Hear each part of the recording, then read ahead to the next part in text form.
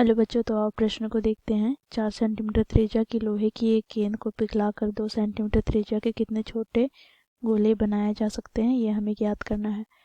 तो दिए गए प्रश्न की मुख्य अवधारणा की बात करें तो बच्चों देखो यहाँ पर, गोले का आयतन ज्ञात करने के लिए बच्चों हम यहाँ पर सूत्र का प्रयोग करेंगे। तो ये बराबर होता है 4/3 गुनी पाई आर क्यूब, जहाँ पर आर गोले की त्रिज्या है। तो इस मुख्य अवधारणा की सहायता से बच्चों हम दिए गए प्रश्न को हल करेंगे। बच्चों देखो यहाँ पर एक बड़ी गेंद है जिसकी त्रिज्या 4 सेंटीमीटर है। इसे पिघला करके छोटी गेंद अर्थात गोले बनाया गया है जिसकी त्रिज्या 2 सेंटीमीटर है। तो यहाँ पे बच्चों देखो छोटे गोले की संख्या ज्ञात करनी है। तो यहाँ से हम लिखेंगे छोटे गोले की संख्या बराबर क्या हो जाएगा। तो देखो यहाँ पर बड़े गोले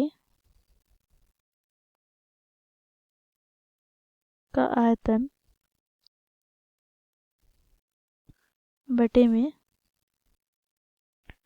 छोटे गोले का आयतन।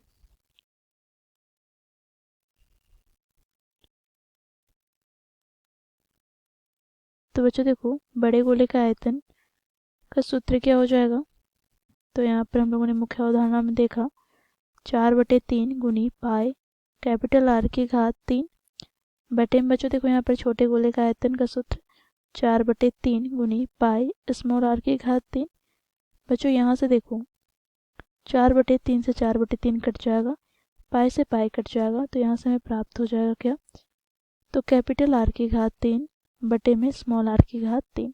बड़े गोले की त्रिज्या की बात करें तो ये हमें 4 सेंटीमीटर दिया गया है।